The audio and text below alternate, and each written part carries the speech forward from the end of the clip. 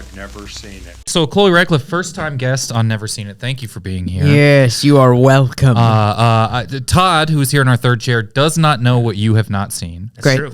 We're going to do a game here at the beginning. So many things. It's so many movies. That's what makes it hard. That's what makes it very hard to know. Would you say if there's a spectrum of I see everything and I'm an AMC A-list and I go and I do that, or I purposefully have not seen more than one movie a year, where on that spectrum would you lie? I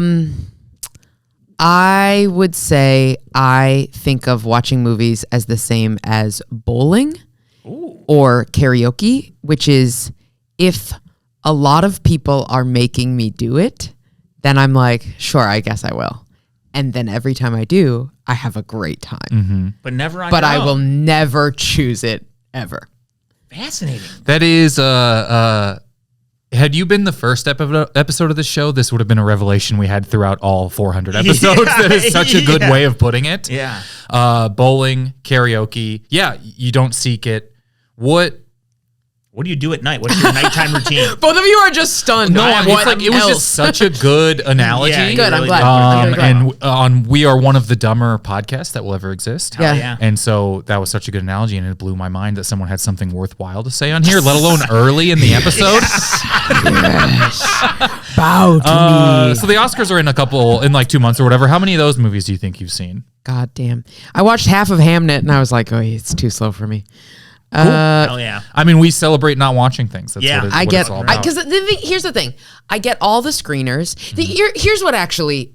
This is maybe too #too real for this podcast, but I 4 years ago I have no background in screenwriting, entertainment industry, like Hollywood entertainment industry. I wasn't a kid who watched movies and understood that like 200 people made that. Sure. Nothing.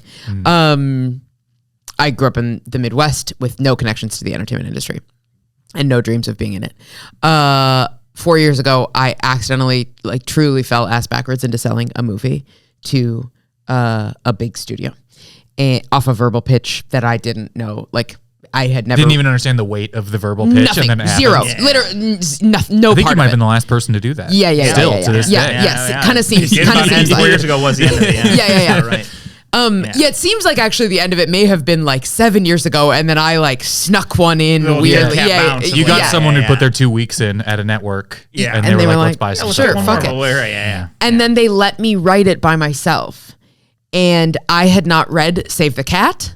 I had not read, so I like That's good. stood All in of line. like the school books. Yeah. All of the school books. I had not listened to any podcasts. I had not seen the movie Groundhog Day. I like watched Groundhog Day and was texting my friends. I was like, Groundhog Day is a perfect movie. And everybody was like, yeah. dumb True. shit. Of Very course it true. is. Actually, I think I don't even know if I've still to this day watched Groundhog Day. I've read the script. Oh, the script is even better than the script movie. is even which better. Is crazy. Yeah, I don't want to be. crazy. Well, maybe you have seen it and you just don't know, or maybe you watched it over and over again every day. Tonight. Who knows? Yeah, that's true. That's true. We'll find out. Yeah. I'll let you know what happens before I go to bed. But so what? Basically, like I all of a sudden started watching movies and reading scripts, and I was like, movies are amazing, and everybody was like, yeah, of course. What are we? How have we not hit on this revelation they've been yet? around. Yeah. But I now and I realized that like to write a movie.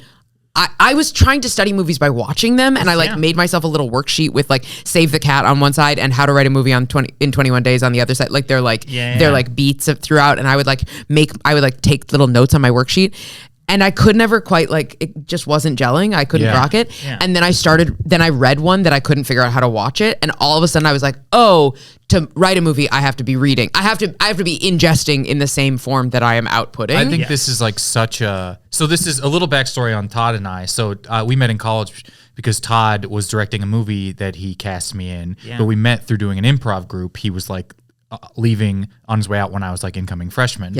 And then this thing that always stuck with me specifically about movies and about writing them was Todd saying, if you can watch along with the script, you'll see what that process is. And I did that with Boogie Nights, which I think you told me to even do it with Boogie Nights. And the first time I ever watched Boogie Nights was with the script. And I was like, oh my God, someone did think this. Like you're just like, it seems undoable to just watch Groundhog Day and be like, dude, how did they, but you watch it along with the words.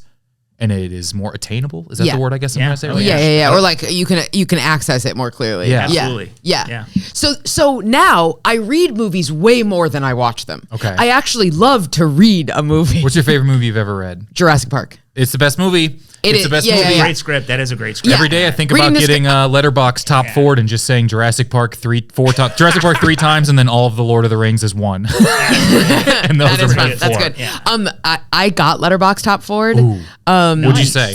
I fumbled because I'm not a movie guy. Yeah. So I said, Dumb and Dumber, that's real. That's a great movie. Tommy Boy, that is definitely That's in my top 4 as well. up there. I said Gattaca, that's also real. That's in my top 4. Another perfect movie and a perfect script. That's a great script. Oh, I haven't read it. I should read it. And then I said Ella Enchanted, and what I meant was Ever After. I meant the Drew Barrymore Cinderella that I watched over and over and Ella over. Enchanted? And Ella Enchanted is like Anne, or is that Enchanted? That's Enchanted. I think Ella Enchanted had Anne Hathaway in it, and it's based off of a book that I read 100 times. But like, I've never seen the movie, and I think the movie's bad. But I'm like, fuck. I actually, if I had nailed Ever After, I actually think I would have been like, that is my Letterboxd top 4. Like, I feel happy. But now amazing. It doesn't seem like it's stuck with you at all. No. The good part is you're over. Well, you'll just get back in front of them and go seek them out. Yeah. And be like, motherfuckers. I have to correct. I have to say. I actually messaged them on Instagram. I was like, oh my God, I said the wrong thing. The full company. Yeah. I messaged the Letterboxd Instagram account, and they did not respond. Yeah. Ooh. But I think if you go call out their kid, if you call out their kid, they'll make a funny video like calling back to it, and they would be excited about that sort of thing. I think you can do that. Tommy Boy is a perfect movie. I just want to make that clear. You eat that mic a little bit more. Just to say that Tommy Boy is a perfect movie. I think I've said that on Tommy Boy.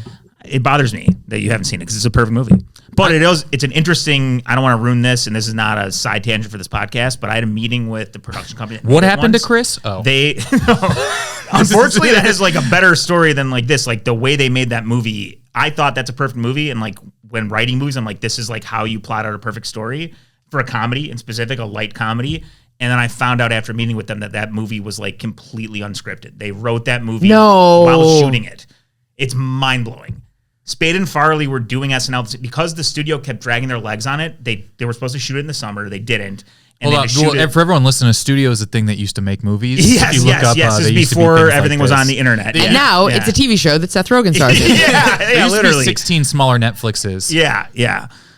But they had to make it during the fall while they were shooting SNL, so they could only shoot 2 days a week. They would fly out. Jesus fucking Christ. Sunday night they would leave. They would get there Monday. Monday they would prep, and they would shoot Tuesday and Wednesday. And then Wednesday night they would fly back. Or no, they'd prep Sunday, shoot Monday, Tuesday, fly back on Wednesday. And I guess every single week on the flight out, Spade and Farley would just like rewrite whatever they were supposed to do that week, and they would show up and be like, "Hey, instead of shooting this shit tomorrow, what if we do this?" And the whole crew's like, fuck, you got to be fucking kidding me. But then like one producer who was like obviously like enamored with them, like, yeah, let's make it work. So then they would spend the first day of shooting doing prep for the next day and just shooting like B-roll and stuff, which is why that movie is so good. Is there's all this like B-roll of like the road trip and of like buildings, and it looks like a big movie for a comedy. That's because they had nothing to shoot for one of their 2 shoot days every week, so they were just trying to pick up shots. That's insane. Whereas like when you're shooting a movie, you never have time for that. So they just shit. Shot like dialogueless versions of what they'd set up to have dialogue in. Yes. And there's like, well, we rented a semi-truck or whatever. And then the next day they would shoot whatever they came up with the day before, and they did that for the entire shoot. I will say, crazy. I do think Chris Farley dying is sadder than your story. Yeah, that's fair. I know you said that your story might be sadder. It was pretty disarming for me to think that the movie that I thought was the most well-written, perfect movie as a comedy was not written or thought about at all, other than 2 guys jerking off on a plane, like having fun. Like, you know, it'd be funny if we did this. And like, that sometimes that works. Like, and I think who that is sad for is, it sounds like that's sad for you. Oh, it crushed me. It might just be you. Absolutely leveled me. Yeah. Because it was just like a thing of like, I felt like that movie was untouchable in a way that like comedies aren't anymore, as far as how heartfelt it is. And also like there's simplicity in it. And as far as like the family dynamic, obviously you have like, you know, a bad news bears aspect of like this, you know, a fucking idiot trying to make good and do well. And like, that's always fun. But like the fact that like you have such a dynamic between like him and his dad, fucking Bo Derek and Rob Lowe, him and Spade. Like, it's just like a perfect, tight, perfect comedy. And it's like, they really didn't think about that shit. They just were like, this would be funny if we did this. And just those guys are such good guys. They're so sweet. And that was their relationship that it worked in that movie. This is like, Todd's been in the third seat, I call it probably like 25 times. Probably maybe more. even more. This is the most I've seen you care about anything that's ever happened. That's all right. And I've known you for 20 years? Yeah, 20 years. That's true. It really was. Like, it was like, Wow. This Tommy includes Boy is people. Tommy Boy is very special to me. It's a perfect movie. This episode is already breaking some records. Yeah, it really is. are. It really is. Yeah. Someone said something meaningful. Someone meant something they said. Two Yeah. things we haven't done. The Ever, bingo yeah. boards. People sometimes make bingo boards for what happens in this episode. None of those boxes are being checked right now. We have not referenced September 11th. We have not referenced that movie where the train comes at the screen. Yeah. That's generally where we're at. Yeah. That's pretty funny. The movie that you did that Yes. you have never seen, Yes. amongst lots of things, you had a lot of things you've never seen. Yeah. I want to, and we'll do a brief game where Todd, having known you just for this conversation, guesses what you've never seen. Great. And then after a couple guesses, you can give him a warmer, or a colder, or a hint, or something like that. Okay. Oh, man. Can I get a hint or can I ask a question? I'll just give you a hint that it's a movie. All right, and I'll not start a with television that. I'll show. start with that. We'll narrow it down. Yeah. Remember when we did this one time with that other girl and I guess Legally Blonde, it was her movie? Yeah. That was fucking awesome. Yeah. Is it Legally Blonde? No, I love Legally Blonde. I've seen it so many times. Great It's movie. so good. Great Yeah. movie. Yeah. Is it in the realm of like Tommy Boy? Is it a comedy? I have no idea. See, I that's the haven't seen problem with the it. game. The problem you're with the game immediately is apparent. Yeah. Yeah, you can't really don't know. explain it. You don't know. No. Not a comedy? It's not a comedy like Tommy Boy is a comedy. Yeah. Is there a comedian in it? In the lead role? Yes. Is it? That's all the hints you can get. Now you got to guess because I think you have a proper amount of information. Man on the Moon? No. Comedian, not a comedy. And is it gonna be? Yeah, you're good. He's always got to tell me. I love like, having stand-ups. is it? Oh boy! Not Man on the Moon. People versus Larry Flint. What an insane pivot. Yeah, Kingpin. No. I will say. Kingpin's a comedy. Yeah, it is a comedy. Yeah. I am going to say I have never seen nor mostly heard of any of these movies. So you are like you're doing great. Kingpin you'd love. Kingpin, if you like Dumb and Dumber. If you love going to the movies like they're bowling, you'll love a movie That's also about true. going bowling. Yeah, with Bill Murray and fucking Woody Harrelson. Truman Show. Yes. It is the Truman Show. It's a Truman Show. You nailed it. Yes, good guess. Wow. Jim Carrey. Excellent. Jim Carrey, what a guy. Points for Todd, 3 for Chloe. For I'll take never it. seen the Truman Show, so you are winning right now, 3-2. Good job. Nice What? work. Nice work. So we're gonna do the Truman Show. What do you want to preface going in? Me? Yes, that you know about it, that you maybe brought into it. Is there anything in particular? There doesn't have to be anything. I mean, I'm trying to figure out how. You don't have to spoil anything either. I know. Like, basically, if I preface. There's two prefaces that I can give, and one of them is going to spoil something. So I'll can save that for the post-fist end. that Yeah, one. I'll post-fist this. But preface, I will say the only image that I have of the Truman Show is of Jim Carrey opening a door in the sky. Yeah, that's a classic image. That's the only It's a image good one. I That's a have. trailer shot. That's a hell of a shot. So that's what I have. So cast it however you'd like. Okay. All All right. Let's do. How about I read the action lines, Beautiful. and will you read Truman, Best day of my life. Kyle, and will you read every other character? Before we get Oh, it, I yeah. do have to say this might also make its place into my letterbox if I was cornered, depending on what day it was. Truman Show? Yeah. Fascinating. I've had a lot of boyfriends try to make me watch it. That is Really? it. It Yeah, is. I mean, I think it sounds like it's probably a great movie. I gotta say, yeah, those are two very surprising things. I can't imagine a boyfriend trying to make a girlfriend watch this. I also can't imagine this being in your top 4. It That's ultimately is fascinating. not at all because it's worse than all 3 Lord of the Rings and Jurassic Park. So it isn't.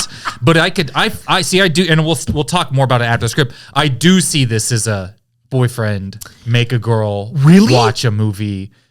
A funny guy being kind of dramatic. Oh, and yeah. with a big comedians, sort of yeah. like. Now, okay. Yep, Do you I see think that. what's the fucking Meet Me in Montauk that I fucking always forget what it's fucking called? The Charlie Kaufman that men your age are obsessed with. No, the other one. Synecdoche, New York. Oh, fucking oh my god. Eternal Spotless. Eternal Sunshine of the Spotless Mind. Yeah. Is that? I thought girls were obsessed with that. That's fascinating. No. That's men your age. Oh my fucking. I'm Todd, it's a very movie that old. lets I'm a like guy 40. forget how Yeah, he treated a woman. That's, Yeah, I'm not wrong about your age. No, yeah, touche. Yeah, I stick with what I said. That's fascinating. The dudes. That's we could talk- very interesting. It's Kate yeah. Winslet right when you were horny for Kate Winslet. Mayor of Easttown. Clearly, you didn't see Titanic. We went in opposite timelines. I'm like, when she was 57. She was still. This was just a couple years after Titanic. Yeah. It's still and it's exactly that. It's like funny guy and then being really serious. And I watched it. My boyfriend, who was very impacted by Eternal Sunshine of the Spotless Mind, who I love very much, who is the best person in the world, we watched Eternal Sunshine together, and I hate so bad how Kate Winslet's character it's nothing. It doesn't get shit on the way Garden State does, but it's the same thing. It's the same thing. And I just I was like, I understand like the beauty of the movie, but I just sort of made me so irritated to watch so much of it. And it really just felt like a person. It felt like a revelation. It felt like a thing that if I had watched it when I was 21 and like wasn't thinking so much about gender and was thinking more about like the angst in my life, I would have been like, oh my God, this is amazing. But it feels a little bit like she's written like Jim Carrey's character wrote her. Yeah. That is a good point. Anyway. What I do love about that movie is the tech. I love clunky, weird, big tech. Michelle Gondry, like man. Big and giant and like a high school Michelle production looking levels of it's not like Severance clean. It's not. It's Be Kind Rewind, dirty, man. That's good shit. So we know the one thing about the shot in this. I'll play Truman. It's not in my top 4 now that I remembered that there's 3 Lord of the Rings movies. Aren't there like 7? Easy to forget. The Hobbits aren't Lord of the Rings movies. We cannot get into that right now. We're not You've seen the store that we're in. Yeah, that's true. Someone will come in the door and we'll get in trouble. Anyone else to cast? I'm doing them all. I get everybody. You're everybody but Truman? Yep. What a day. That's a real inside baseball here. Right? Everyone against Truman? Everyone's in on it? I'm the people in the world. Oh, okay. Yeah. Little Truman Show. It'd be hilarious if I haven't seen it, and I'm just like, this is my top 4. I just really. I made a lot of ex-girlfriends watch it on their own without me. Hell yeah. I would sit in the other room and make sure they watch. Hell yeah. Whenever you're ready. All right. Interior, the outside world, day. We drift slowly across a perfect suburban neighborhood. Does the sky look too blue somehow? Whatever. Down to a vanishing street of suburban houses, finally landing on a stoop that looks like every other stoop, where we find Jim Carrey. He's been Jim Carrey before this movie, and he'll be Jim Carrey after this movie. Is he a toxic man? Seems like probably, but such is genius. Anyway, this is Truman, 40s, normal, stagnant, but doesn't realize it. Truman steps down his stoop and waves to his neighbor, a little exhausted. Howdy, Sheila. Sheila, 60s, straightens up from gardening and waves back. Morning, Truman. Truman picks up his briefcase, trots to the car, and drives off. As he disappears, we turn to find Sheila again. She's got an odd look on her face, observing as he leaves. We drift back up to that bluest of blue skies. Wait, is there a flap of sky hanging down? But we don't linger. Interior, news station control room, later. Truman walks into a control room of a news station. Jim Carrey always works as a reporter in all his movies. It's in his rider. Mix his M&Ms all you want, but don't make him play any other fucking profession, you small-minded, doped-up fuck of a Hollywood wannabe thinking you can put me in it. Sorry. 4 people sit in front of screens and audio mixers. They all turn in unison. Morning, Truman. Morning, everyone. One of the PAs, 20s, wearing a headset, turns from her desk. I've always wondered why you're named Truman. I guess I've never thought about that. It just seems odd to name a baby after a president. After what president? Truman. Don't you remember learning about him when you were a kid? One of the other production people, a scruffy man in his 50s who looks like he enjoys other people's failure, kicks the PA under the table. Ow! But Truman doesn't notice. He's lost in his own mind.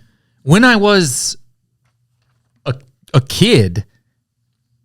You don't remember your childhoods, do you? Everyone's eyes widen as they shake their heads no.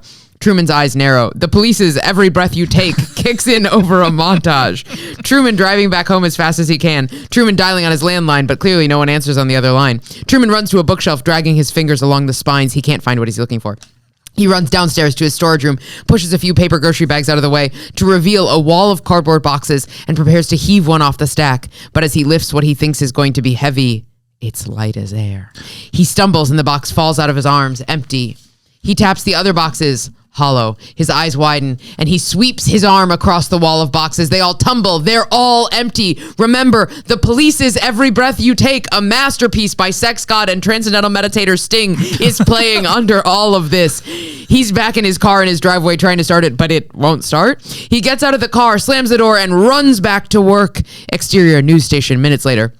Truman arrives outside the news station dripping in sweat. The 4 production people try to stop him from coming inside. Truman fights them off. I need to know the truth. He shoves past them and runs into the interior news station control room moments later. In the control room, Truman starts opening the storage tubs lining the back wall to find them all empty. What have you people been keeping from me? Nothing, Truman. Look, there's nothing here. Nothing to see. Nothing to worry about. Obviously, we all live like this.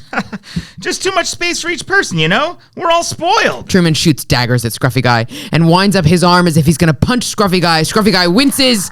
Truman punches one of the computer screens in the control room and it collapses into a pile of cardboard and plastic with nothing inside. What is this place? True. Man, we can all explain. We can explain it all. But Truman is already off and running onto the interior news station soundstage moments later, where there's a big heavy velvet curtain on one side. The news anchors sitting at the desk scramble to beat Truman to the curtain, but he gets there and tears it aside to reveal a studio audience watching a massive screen where Truman turns and sees his own face peering back. He's so confused. What the fuck, man? Above Truman's head, a neon applause signs buzz on and off, and the audience applauds wildly. I don't know what you sick fucks are up to, but I'm gonna kill myself on television just like that lady in Boston who was sad she wasn't married. Just to check here, how do you know about her but not President Truman? You tell me. You're God, apparently. I wish I was God. Then I could be called Truman Almighty. Truman looks down the camera. Don't you ever fucking put me in a role that's not in a news station. Ever. You sick fucks. Black. Hell yeah. I was like Joker 2. Fuck yeah. Fuck yeah. Thalia True. Yeah, fuck yeah. Love that. Very good. All right, what we're going to do real quick is take our first break, and then we'll talk about the Truman Show. And I'll go think about Sting in the bathroom. I'll be back. I like that you called him Transcendental Sex God. Yeah. Because he really is. Yeah. It's pretty incredible. Yeah. I was at a party once at Sundance, and David Bowie's son directed a movie, so he was there. Mm-hmm. And I saw him, and I was like, "Oh, that's cool." I'd met him once before. I was like, "I'm gonna go talk to Duncan." And he was talking to some other guy, and I couldn't see him in the eyes. I crossed over. This man is just fur coat, no shirt, like this like beaded necklace, chest hair, and it was Sting. And I'm like 100% straight, and I swear to God, I never wanted to fuck anyone more in my life. Yeah. I don't even like the Police. I don't like his music. I was just like, holy shit. Hottest guy I've ever seen in person in my life. That's how hot he has to be, is to sell the same song 42 times. It's a good song. It's a good song. Yep. Yeah, my parents met at a transcendental meditation teacher training course. Like we're like down the rabbit hole. No way. Yeah. And that was in the 70s or 80s or whatever. Hell yeah. So they both started meditating in the 60s or 70s. So I'm like deep in that world. Hell yeah. Was raised in it, and we went to some TM fundraiser once where like Jim James from My Morning Jacket played. You're about to call him James Carrey. Is it Jim or James? Yeah. Katy Perry performed, Sting performed, Jerry Seinfeld did a set. I can't remember somebody else. Yeah, it was amazing. And so far and away, wait, is it Jim Jones or Jim James? Jim James. Jim Jones was the Jonestown guy. Thank you. Okay. We don't know what Jim James is doing now. Like that band hasn't toured in a while. Like he might have a cult going. Jim Jones also just deep down a rabbit hole of thinking about something. Could have been wrong. Yep. Jerry's still out. Yep. Jerry's still out. Yep. Anyway, Jim James and Sting were like it was like.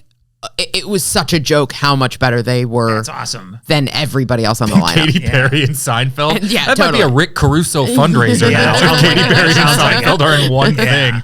And like sort of a free Eric Adams type of situation. Yeah, very much so. Very much so. Yeah. You get a picture of Eric Adams with like bottles of champagne and his arms around everybody. It's Photoshop from him walking Luigi to the helicopter, but now it's in these posters. That's perfect. Great job with the Truman Show. Thank you so much. Oh, yeah. Pretty close. Yeah. I think very close. Thank you. Well, I've seen the movie a few times. There's a newsroom. Yeah. There is a newsroom, right? It's a production room, I guess. Yeah, it's a production, but it feels very newsroom-esque. I will say that. Ed Harris, I could see being the guy. Ed Harris is in this as that sort of scruffy 50s guy kicking people on the table. Yeah. Kind of pretty much nailed it. Thank you. Jim Carrey.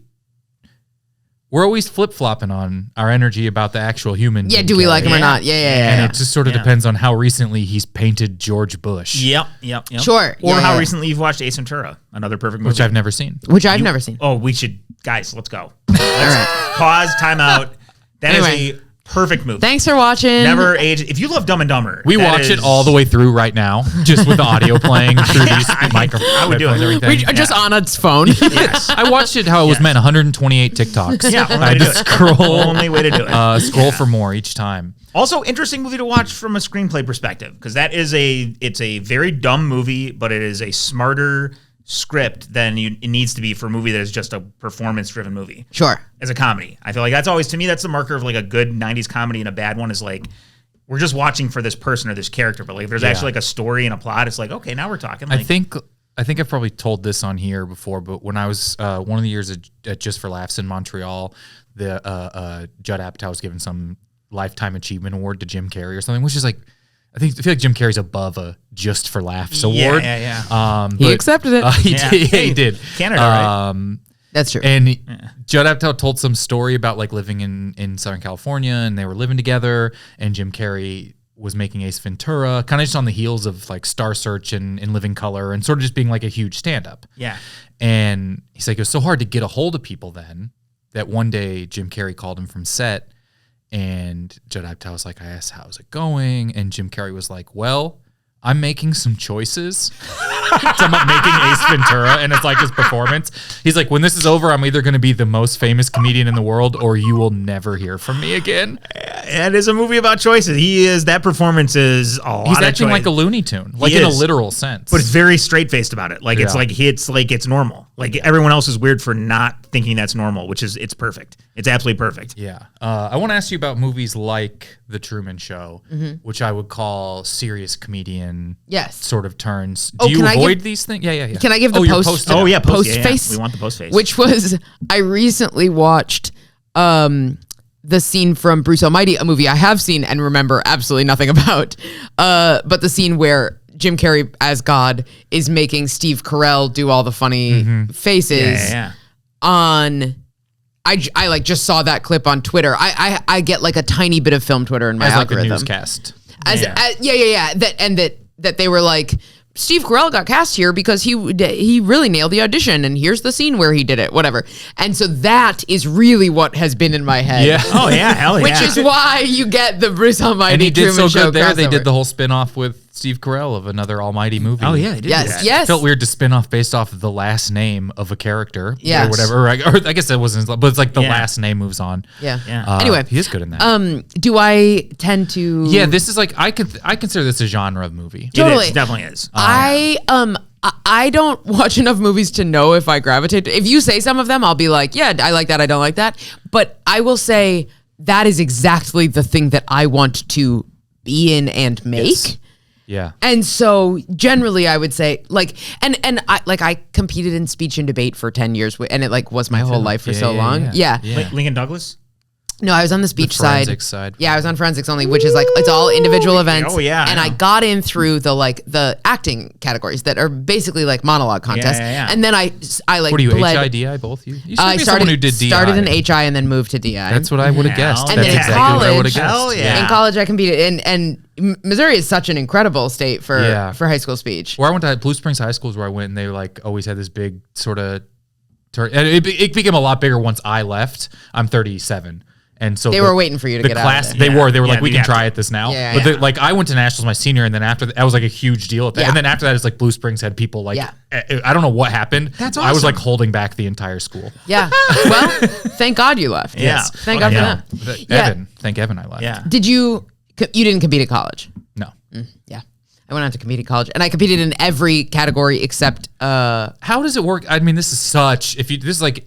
They wouldn't even talk about baseball. This is so inside. I never even understood how the college. Is it the same thing? I know all schools don't have it. I do, but they sort of. It's like if there's like these 40 schools that have it or something like that. It's a much smaller circuit, but also the talent that goes on to compete in college is a much denser talent pool. Yeah, like it's basically like you wash out the bottom 80% at least, if not 90% of all high school it's a speech. decent amount of it is high school kids who want something to do. Yeah, or like high school kids who want a way of making friends. Yeah. And college speech is just, you're traveling so much farther. It's so much more competitive that it is like, it's a lot harder to just sort of do as a like way to have a hobby and make friends. It's not that people don't do it. It's not that those people don't exist.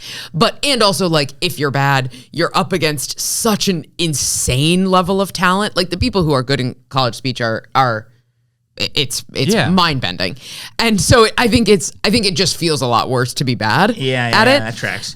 So like the quality of talent is much higher, and the creativity, and like you're just older and you're smarter, and so you can like put together these really awesome pieces. So did you do anything that I would know? Like any of your pieces, was it something that you think would pop up? And that's cool. That's even the thing. Have you heard of this is a DI called Kennedy's Children, and that's like 4 monologues. I think a long time ago it was more popular, and then I sort of like weirdly revived it. I will say it sounds like a DI. Yeah. They all have it means dramatic interpretation. I know. Okay. That much I know. Because some people who are listening have no idea. This is such a huge subculture of theater that some people, it never crosses. And here's how walled off this area of theater is it called itself the NFL and thought it could get away with that forever. It called itself the National Forensics League and thought no one would ever do anything about that. But the thing is that nobody did because no one was paying attention. There was no overlap. It matters so little. I might have been the closest to the overlap because I swam. And that was like the closest to a football player there was. Yeah, that's forensics. crazy. Yeah. That's amazing. It was so... I wonder... You go to areas of the country like that's never even entertained. I have to explain how the performance is. Forensics is CSI. Yeah. Like it's like a whole different thing. Yeah, it's a whole different. And that was my acting training. It's self-starting, and it's very much like you build your own habits and hard work habits and memorization habits and everything like that. Performance-wise too, it's like it's a dramatic interpretation. Totally. That's what text is, if you're thinking about a script. And then like there's a category in college speech called after dinner speaking, which is a funny persuasive speech where you are judged equally on the quality of your analysis and your persuasion and on how well you use comedy to support the argument that you are making. I could have been good at that. And it is and I won nationals. I'm a college national champion in ADS. And then I started stand up and I was like, "Oh, I have so many trophies saying I am good at this exact convincing thing." strangers of what I might not believe. Yeah. That's classic. Incredible. Anyway, I can't remember why. Well, because we were talking about other movies.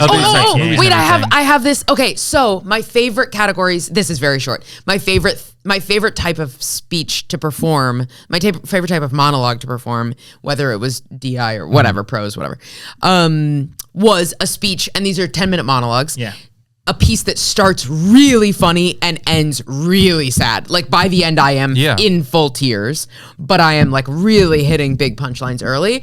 And now, as an adult, now I have a solo show that starts really funny and ends really sad, and it just goes on for 70 minutes instead of 10 minutes. Yeah. And like I'm writing scripts that start really funny and end with feedback at the end of your show. It's funny, that has made me better at taking notes in the entertainment industry. It simultaneously makes you realize like people can have constructive feedback for something they don't know, and some people don't know anything that they're talking about. And it makes you realize, because you would walk away from these tournaments with stacks of judges' critique sheets. Yeah. Because maybe I'm running 6 events at a tournament, and if I'm moving forward in some of those events, like past just the initial rounds into semifinals, finals, whatever, like maybe I'm walking away with, up to 10 critique sheets per event. Yeah. And if I'm running 6 events, you're just walking away with a stack of paper that is like, do this better, change this, whatever. And you also learn to really put aside the like sycophantic one, the like great use of your volume. It's like, I fucking know. You think I don't know? I'm using my volume to get my fucking point across. What are you talking about? Tell me what to fix. It's like how a lot of math things say drop the highest and lowest and work based off of that. The one that is just like, this was perfect, don't do anything, drop that. Ignore it. And then the one that's just like so much critique that you're like, oh, I think you did this last year and you missed high school. Sort of like dump these things and it like gives me a great framework for how to navigate the entertainment industry, because like sorry that I'm talking so much about speech, but this is a nerdy podcast, so I feel like I can. No, it's great. In speech, you're ranked. You're not familiar with the world at all, right? I am a little bit. A little bit. I wasn't in it though. Okay, so I don't know if this works like this in debate, but in speech you're ranked, and so a 1 in the round. There's 6 kids in a round. Yeah. A 1 is the best. A 6 is the worst. Sure. And I was always like, I would much rather get a 5 or a 6 than a 3 or a 4. Because unless I've really destroyed unless I've badly fucked my performance, if I feel proud of the performance I give and I still get a 5 or 6 in the round, then I'm just like, whatever paradigm you are working on and whatever paradigm I am working on, they don't match. I'm never going to win you. Away. It's like you put something out there that's worth like making someone emote in some way or another. Right. It's why a 1-star review is so much better than a 2-star review. Well, it also depends on the reviewer, though, because I was like, Ebert's big thing was always he's going to judge a movie by what it's trying to do versus what he wants it to be or what he wants it to do. There was a while when he was the only person doing that. We've got a game that we're going to play that has to do with Rotten Tomatoes scores, and you start to see like comedies like Billy Madison or comedies like Tommy Boy. People would be like, well, you should just go see Pulp Fiction instead. Like, people would leave bad reviews for a movie because they're like, why would you do this when Shawshank Redemption is out? And then at some point, like, a paradigm shift happened that I think Ebert drove that was like, I don't think they're trying to make that. No, that's what they're doing. Shawshank does exist. That's your fault if so that's they're what not you going to wanted. make that again. What would be, because I agree with you on terms of, like, that is what I want to make tonally because it's how I like to be made to feel. Yeah. And you're gonna love the Truman Show. That is true. That is true. Because it's kind of is there one of these that is maybe not that you wished you made, but you're like, this kind of nailed how I would like to make people feel? Because I think this might be that for me. That's awesome. I'm trying to think of. Can you hit me with others that are in this category? I think about like Dan in Real Life, which I would say it's a Steve Carell movie. Let me look this up right now. Man on the Moon. That's pretty classic. I feel like that's it's interesting because that isn't really, though, it doesn't dive deep into like Dead Poets Society and Good Will Hunting. I remember loving. Good Will Hunting is like actually maybe my favorite movie that somehow didn't make it into my top 4, but like that like can compete for my top 4. And then I would say Lost in Translation is another one of these sort of things. I've never seen Lost in Translation. And my boyfriend has now tainted me against liking it. Understandably so. If you don't like how watching Eternal Sunshine made you feel, you will and this is me projecting onto you. You will, I think Lost in Translation does almost the exact same type of thing in what I would say is a aged slightly more sour way. And those are 2 movies I love. I love both of those movies. And I think I saw them both before I could legally drink, but while I could drive places. And that's exactly the right age. Those are ragtag movies for me. Things. Like, which is crazy. I saw Before Sunrise trilogy in the last 2 years. Had never watched it before. And when I watched Before Sunrise, the point I'm making here is it matters so much where you are in your life when you watch a movie. Because so when I watched Before Sunrise, I was like, I watched it 2 years ago or whatever, and I was like, God, this is kind of annoying. And like the guy here, I know this man, and he sucks, and he drives me nuts. And like I've had this experience. I've done this. I've lived this life. You don't mean Ethan Hawke. I don't mean Ethan Hawke. I think Ethan Hawke seems wonderful. He seems pleasant. He seems lovely. And I was like, I know so many. It just felt like. First of all, it felt like art that was sort of like aping the hipster stereotypes. And then I realized, I was like, oh no, I think this like started that. Like, it's really crazy. I think I'm calling something hack, except I'm watching the inventor of the form. Right, it's like if you watch that became like hack. Airplane for the first time. Yes. And you're like, a lot of these gags I feel like are done. Yeah. And you're like, everyone's ripping off Airplane. Exactly. And so I think I watched Before Sunrise at like, I wasn't also in my like angstiest, most romantic period. For sure. And I had seen too many other ripoffs of it. Right. It is a lot of the stuff that. And I'm old enough that I've had the experiences where I'm like, I fucking get it. I get it. I mean, I would imagine even like if you watch The Matrix for the first time now, you're like, they're doing the fighting. They made the fighting. Exactly. Yeah. It is so impactful. It would be an interesting thing to sort of be like, what do you think is the best age to see this movie and kind of get like a big grasp of when people think the best team. I haven't seen those movies before. Is this Sunrise, Sunset, and the third one? Type of thing. I haven't seen those before, but I do think there is so much to the first time. And then one of the most disappointing things you can do is a movie that you saw the exact right year, you get someone you love to watch for the first time at the exact wrong time. Yeah. But you watch things. I mean, that's my hot take. You watch things. I've never seen it. A lot of you watch something. You ever find yourself rewatching something and rooting for someone else entirely? Oh yeah. Than like when you had seen the thing. I just like went back and rewatched Breaking Bad, and I was like, they should all die. There's like no moment where I'm rooting for anyone except like his wife for the first half of it. And then I'm like, these people gotta die. And then I'm even a little annoyed by the baby. Like you just kind of watch the whole thing. But I remember the first time I watched it, I don't know if it's because I didn't know what was going to happen, but I'm like, I hope he gets away. Yeah. I hope he gets the money. You know that won't, but you age out of or even rooting for the same person in a different way is always fun too. Like every time you watch, for me at least, like every 10 years, I feel a certain way about like Uncle Buck in a very different way than I did previously. Or like I was late to like all John Candy things, and I feel like so bummed because if we think about, and think about comedians playing dramatic roles. I think they do it. It's funny every time a comedian kind of does it,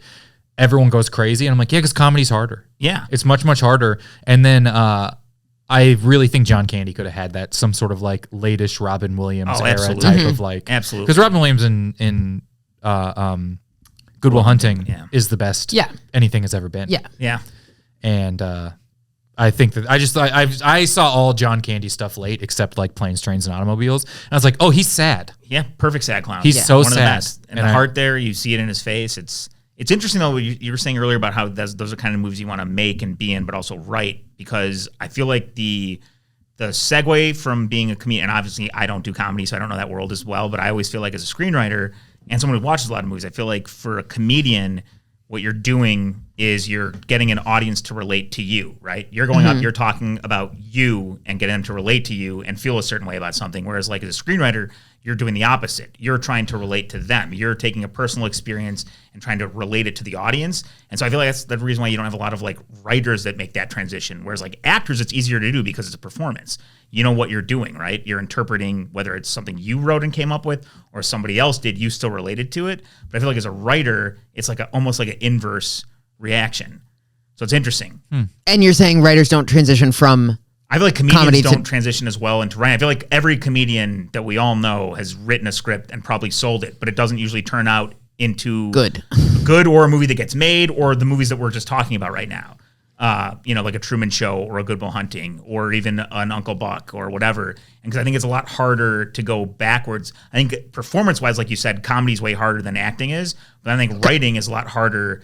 Writing scripts is a lot harder than writing stand-up, which is interesting. There's definitely more expectation behind like a script. Like you're like, like you watch stand-up, you're laughing. You like read a script, you're like, okay, yeah, but okay, now what? Like there has to be. But also your audience is there in that room. They're there to be entertained. They're there to relate to you. Whereas when you're writing a script, like you have to do the opposite of that. You have to find out what's important to you. How do I make this matter to them? Which is a broad scope of people. I want to, we have to take a second break. We've got to play a couple games, but I also want to, before we take the second break, ask about doing comedy for a movie that is about stand-up that is not starring stand-ups. Yeah. That made sense, right? Yes. You're the stand-up in the room. Yes. There were always a couple of us on set. Is this thing on? Yeah. Yes, there's a couple comedians, because it's like, I have such a love-hate relationship with media about stand-up. Yep. Yeah, totally. And so, and I feel like media got that hint from stand-ups, and then the more that like things are made, they're like, well, we need to get people in who are actually real comedians. Yeah. What is that like? I mean, from the broadest or the most specific sort of like sense of like, because it's everything we're talking about happening at the same time. Yeah, it's funny. So I went into it being like, we'll see. Like, it's really hard to capture stand-up. And represent it in a way that feels satisfying. And then Bradley showed us test footage. And yes, I do feel insane being like, Bradley showed us test footage. Anyway, that guy, the famous man who directed me, showed us test footage before we started shooting that he had just like cut together this little like 12-minute sizzle reel or something to show the studio. And the second it started rolling, I was like, oh, we're in good hands. Like, we're totally fine. Yeah. He's got it. He gets it. And I find that, and that's, I have a skepticism too, people, because I see stand-up as a thing that lots of people back their way into vacationing in, where someone gets famous from something else and decides that they don't just want to be in the Grateful Dead, they want to do stand-up as well. And so... Did Jerry Garcia do John Mayer? That would be crazy. Yeah. But also not... Could you imagine how much he would run the light? He's like, hey man, you're still doing the same joke? He's like, yeah, they're all 40 minutes long. He's like, yeah, but they're all on mushrooms, so it's fine. It works. So that's what I'm always like. Sometimes I think a lot of actors and a lot of people involved in film kind of fetishize stand-up as a thing they thought they could or wish they could. Well, I think I think it's maybe both a fetishization, but also weirdly, it's like a complete lack of respect. It's sort of, I think stand-up is seen as like a shortcut. It's seen as this like, it's like an easy, and I think anybody who was starting stand-up would be like, I know it's not easy, but it's like if somewhere deep in your heart you believe that you're like, I'm just gonna get up there and I'm gonna start talking. I'm funny. And it's gonna be great. It's gonna be funny. Yeah. And it's like, no. It's a whole, it's an entire grind. It's an entire industry. It's an entire career path. And to be really good at it, it's an art form. And I think people, it's weirdly because it's like kind of the purest art form. Yeah. Am I a douchebag? I'll buy that. It's it's just you and your thoughts, and that's it. Yeah. And if they don't like it, they don't like you and your thoughts. It's immediate feedback. It's just you. Yeah. Yeah. And there's no mediating. No editing, no mediating. No support structure as far as other tools to support what you're doing. Yeah. 2/3 of the people involved are psychotic. 2/3? I've 3/3 probably. Like, right. The different levels, different directions. Yeah. So I think whenever anybody's like, yeah, I'm gonna do stand up now, out of nowhere, I think oftentimes it is sort of seen. You're saying that they give it a lot of credit, that they fetishize it. I think it's sometimes given not enough credit. I think that, well, I do. It is almost like the same. I think it is almost the same thing of being like, they want to be funny so desperately, and also they think it's probably pretty easy because they've succeeded at something else. And I like. There's sort of this weird, and I'm not gonna say. I was at you could probably guess it. I was at the Comedy Cellar, and I'm at the table, and I'm hanging out with a bunch of comedians, and we're all like, kind of like, it's like late at night, and we're all just sort of comedians with our crap. And then there's a very, very famous actor who just so desperately wants to be beloved and seem funny to the table of the comedians. Tom Cruise. I fucking wish. If I met Tom Cruise, I wouldn't even be here right now. I would be, you know what? Tell me more about this man and his volcano where my spirit goes. Yes. I will run there with you. Bring me there. And it was just, I was like, this is such an odd, like, sweat desperation to be like, hey man, we're the 5 saddest people in this city block. Like I can't believe you want anything from we're here us. for a 1:40 a.m. spot. Yeah, in front of a bunch of drunk people. You want anything from any of us. Yeah. I've seen 2 of us sneeze and not cover our mouths. Like, you know what I mean? It's like we're not the people, but I think there's something. I do think there's something about the rawness of it. There's a rawness, and I think that stand-up is the fastest to reveal phoniness. Oh yeah, like it's really, it peels away phony, or like shines a light on it really, really quickly. And I think that people who exist in worlds where there is a lot of phoniness are then attracted to in acting. Yeah, that's a good call. That's interesting. All right, we got to take our second break and play a couple games real quick. All right, we are back. That way I can search. Thank God. I want to play a couple of games real quick. We'll take these headphones for the games. Hell yeah. And put these on. They're audio based. I could have handed these out in the long extended break. But instead we did it right now where they clink the mic and the table. This first game we're going to play, what do we got? We'll go 8 minutes. We got time. How can I not put headphones on? This first game we're going to play is called I gotta eat the mic. Before and Afters. Get ready to play Before and Afters. How this works is 2 movies have been smashed together into one. I will read you the smashed together plots. You have to give me the smashed together title. For instance, on the board today, Blow is Afraid, which is Blow and Beau is Afraid combined. So Blow is Afraid. Wow. Yeah. I was not going to get that. That's pretty good. That is a tough one to get. Ooh, that's a tough one. No one remembers Beau is Afraid, even though it just came out and it's so long it might still be going. Could I get these cans a little lower? You want them lower? Yeah. It's real. It's just real loud. Hot cans. Tuck. Yeah, that's better. Thank you. I can't believe that worked pulling over.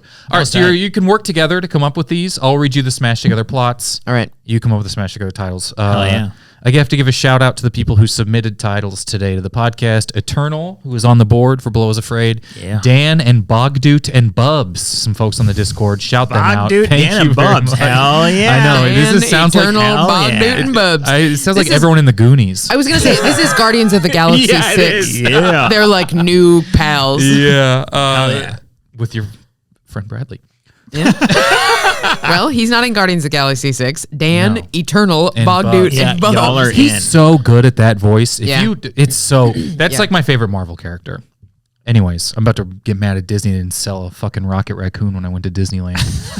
I bought a fucking $40 Remy. Oh, I remember that. I came over that. I was I like, love Rocket Raccoon. It's like my favorite comic book character. I'm like, you know what? I'll spend $100. Fuck it, you're at Disneyland. I'll buy a who done. cares? All they have is fucking Groots. fucked up, man. It's fucked up. He's not the emotional core of the movie.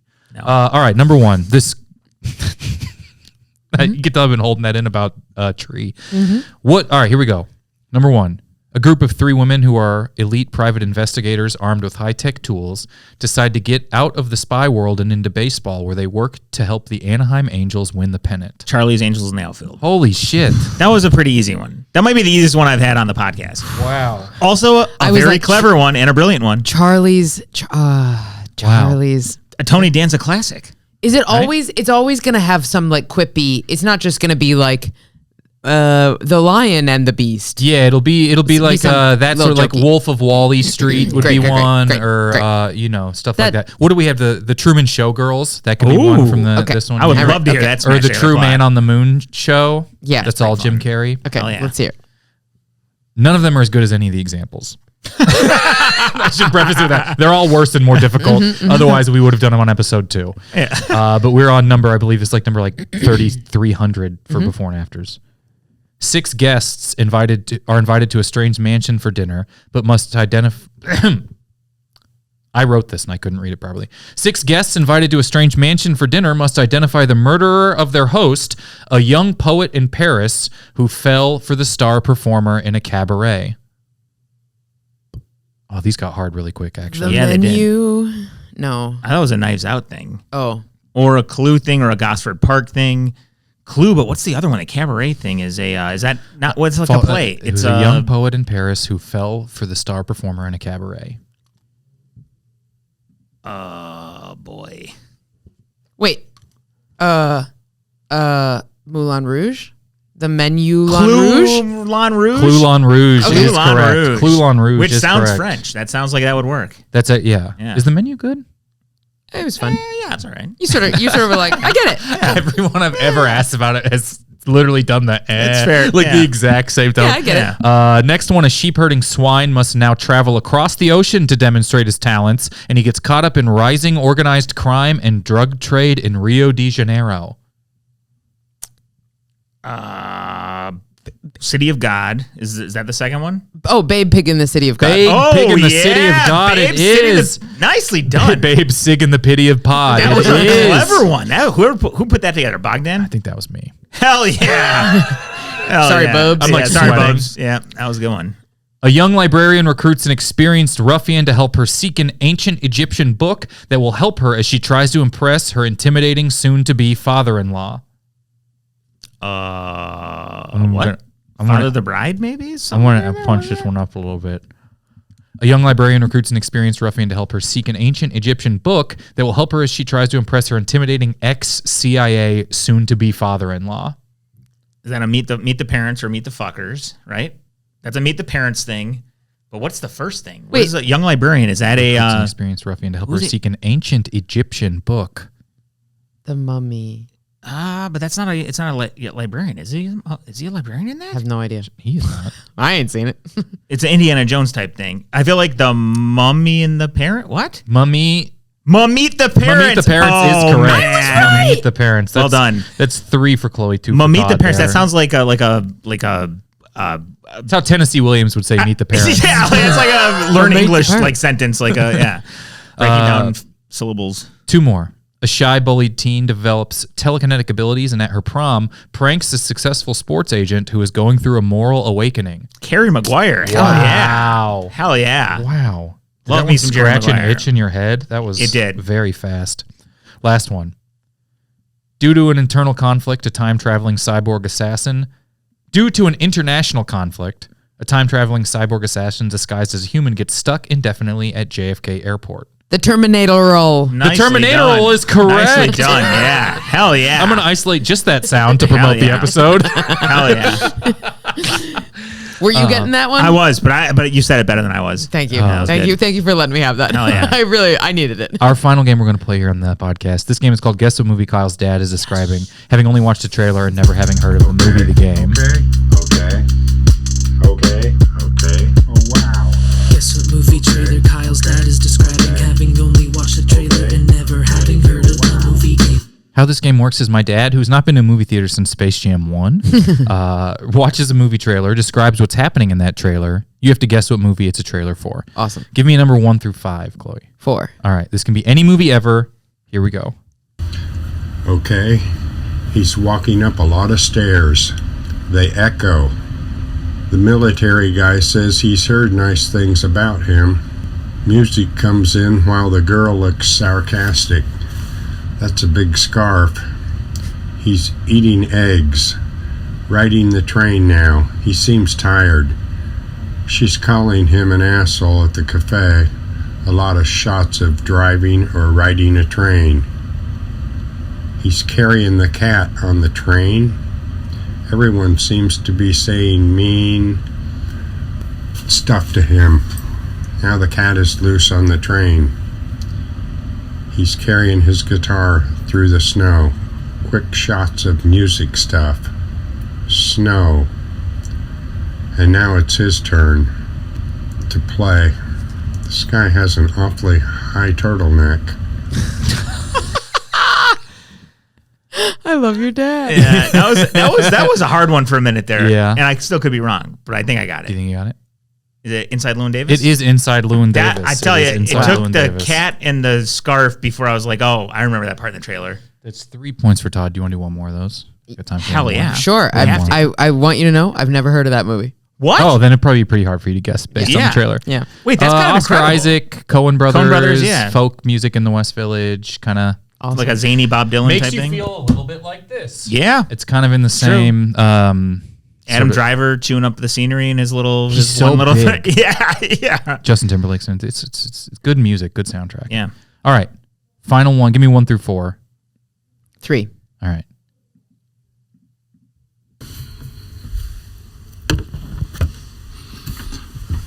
Okay. I So love him. he wants her to shoot him, but he's laughing. Now they're both laughing about her shooting him. I want you to know that on last one They I was seem like to be friends. Joker, and on this one I'm Disagree also on like how to do it. Joker. The other guy said it's the best one he's ever seen.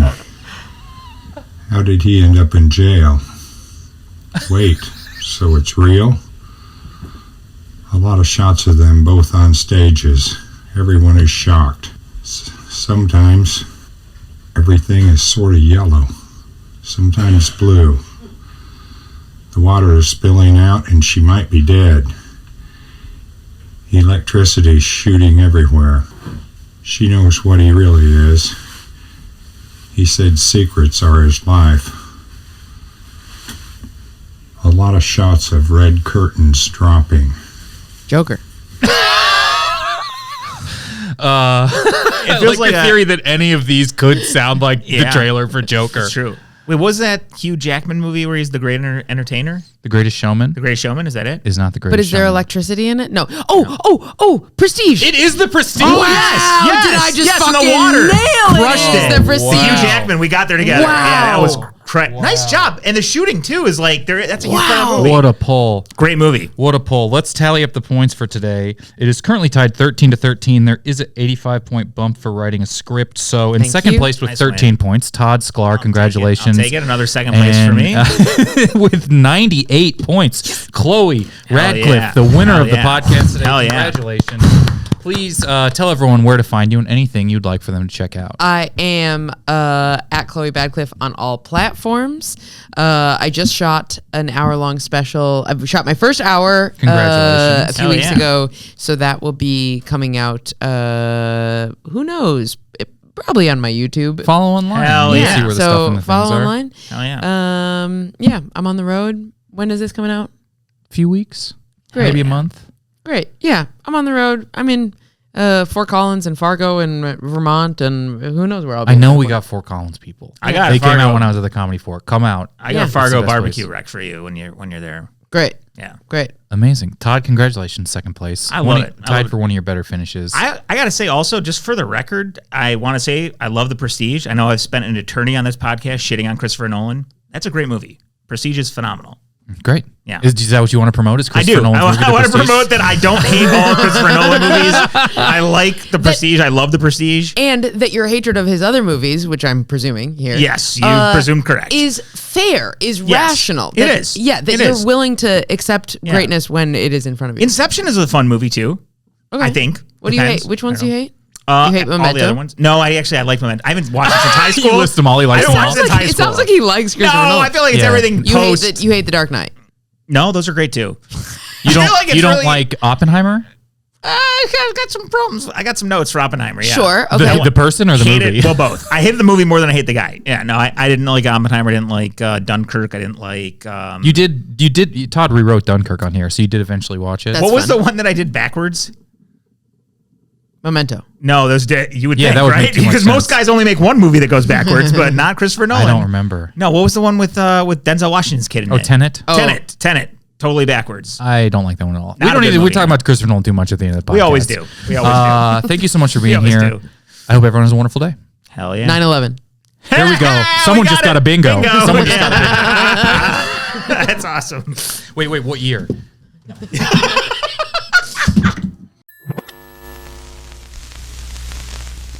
I've never seen it.